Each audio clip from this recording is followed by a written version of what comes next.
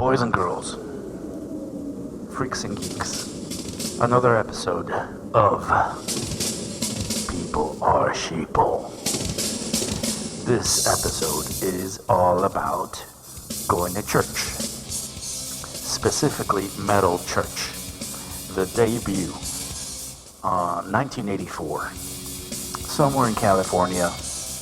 Vanderhoof and Wayne got together and wrote a couple of songs, and they made a really cheesy album art for the debut, which is a mossy, probably rusty explorer on some burial ground, some cemetery, and some smog. It's really creepy, but it's really cheesy, and I could tell from the artwork itself that the album was not worth buying.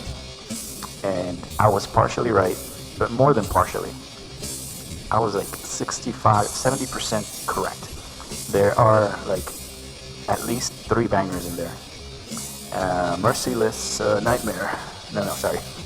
Merciless Onslaught. My favorite Nightmare. And unfortunately, the cover is pretty cool, and Deep Purple cover. It's a little too fast, but that's what the times were about. The 80s was all about speed. And Battalions, which is, it just sounds like a straight up Exciter ripoff, unless it's a cover. In that case, I take it back. But regardless, I noticed online that there are a lot of people that just cream themselves all over.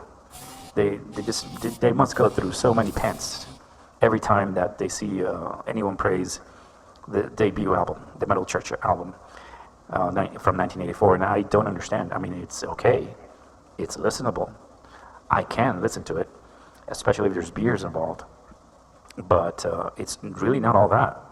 You know, Metal Church is a very underrated band, and I think it's due to their on the fence situation where they try to straddle like heavy metal, you know, your traditional good old heavy metal bangers with that little like sharp edge of thrash metal. So they straddled those lines, and they never made up their mind. They just wanted to remain in the middle somewhere.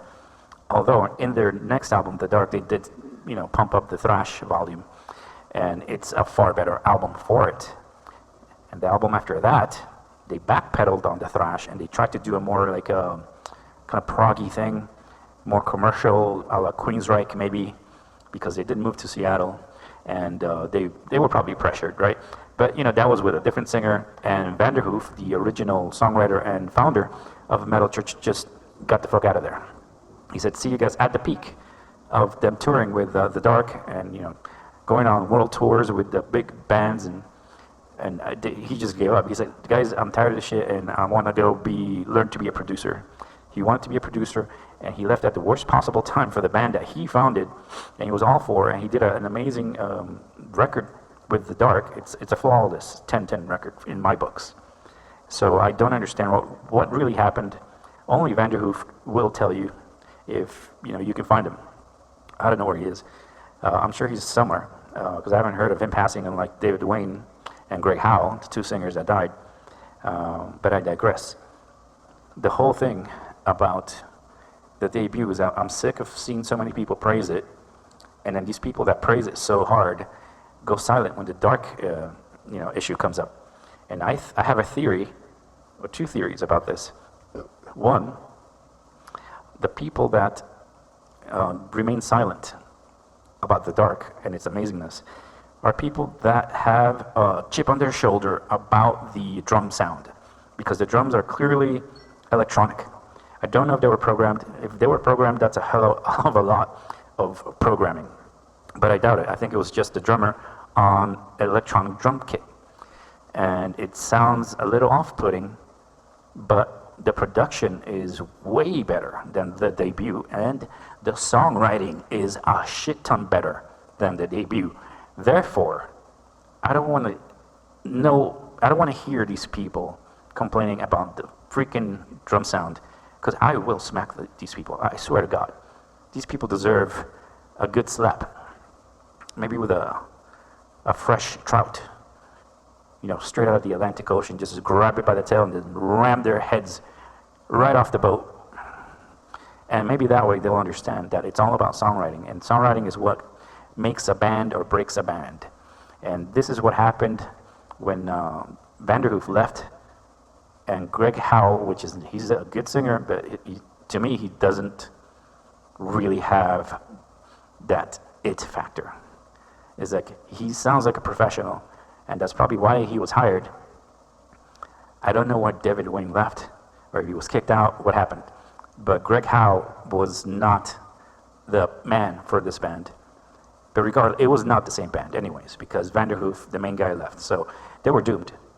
Sure, Badlands was probably written by Vanderhoof. I have not looked this up. I could be wrong, but it's a great song. And rightfully so, they made a video for it. Instinctively, I looked at the album cover, and the rest of the album is pretty mediocre. And I also took a listen to Greg Howe's other band before this one, before he joined, called Heretic.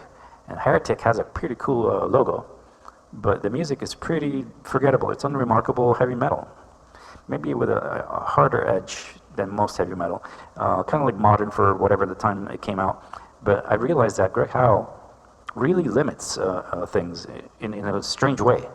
Greg Howe did have talent, but for me, I could not get into it. I'm sure there's people that love him and probably like him because he was a attractive person with blonde hair, and so he probably looked good on stage, and all the girls, you know how girls are. Girls listen to metal through their eyes. If there's an attractive guy, especially the singer, who they listen to intently, if he's attractive, you have a hit band on your hand, regardless of the quality of the band. Well, up to a point. But this is the problem I have with a lot of females in the metal realm. Not all of them, of course, but a lot of them. And it's not just in metal, it's just in music in general, or movies. They gravitate towards if the guys are attractive, so they can, I don't know, make up scenarios where they marry them and have 7 kids in a farm, and they have a lovely, perfect life and happily ever after. Like, women are wired way differently when it comes to appreciating music and art and genres and such. It's all like hardwired with the heart, and what the heart wants, it wants, and apparently they are powerless to overcome this situation.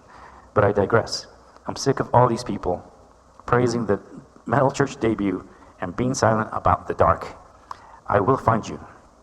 Okay, I don't know who you are, but I will find you, and I will make you pay for your insubordination and your dissing of a perfect, incredible, timeless, masterful album that The Dark is. Now correct yourself, do better, and become a better person than you have been, because you've been a dumb mother all this time. Thank you for your attention to this matter.